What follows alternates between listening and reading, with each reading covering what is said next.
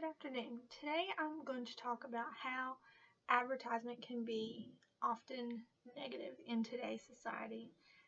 We are all in tune with television, radio, internet, video games in our everyday lives.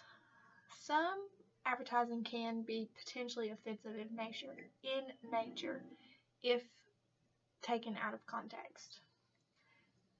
We see or hear commercials daily that show messages of making fun of and degrading in daily lives, and that sticks with children and even us. According to Dr. Markman of Psychology Today, we live in a world of advertising. It's a world of our making, of course. We don't like to pay the full price for things, so we allow other people to pay part of that price in exchange for letting us pass them a message. So we open up the pages of our favorite magazines, and there are glossy ads for clothes, shoes, cards, and or beer. We turn on the television, and smiling faces on the television try to sell us soup, toothpaste, candy, and politicians.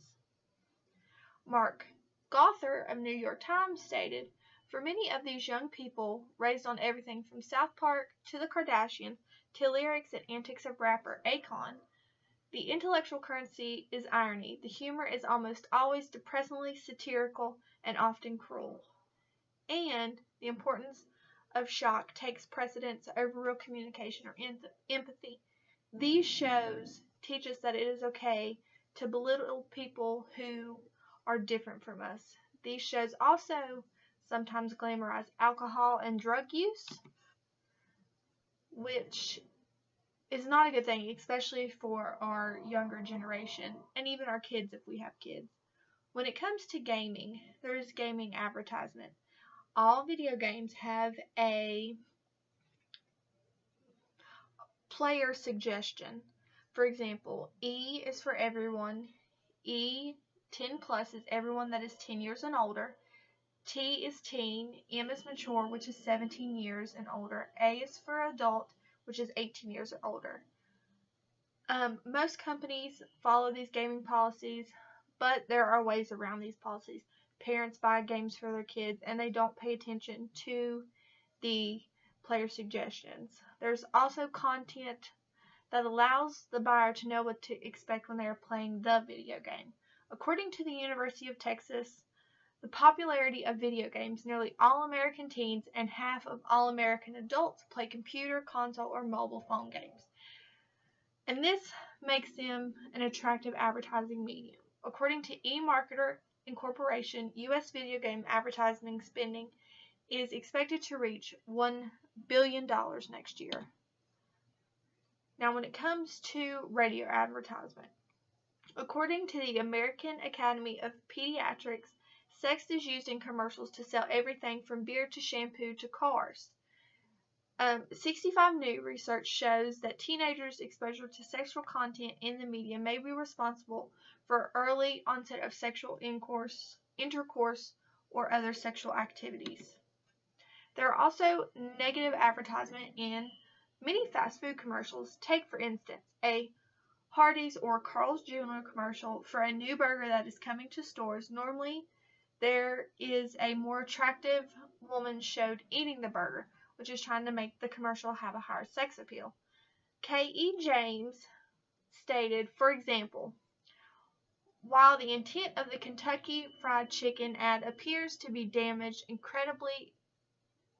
credibility of McDonald's as a provider of the quality of the chicken specifically, and perhaps the overall image of the corporation in general. The intent of the Burger King ads seem to be to enhance customers' perception of flame-broiled burgers. So everyone is pitted against each other, pretty much. And there's also just say no drug campaigns, which seem to be more directed towards the younger generation, school-age kids, which they show the negative effects of drug and tobacco use, which is a great thing. But many people who are older and have went through this recovery from drug, tobacco, even alcohol, it's hard for them to see these things on TV because it makes them remember what they used to do, and they don't want to see these things glamorized.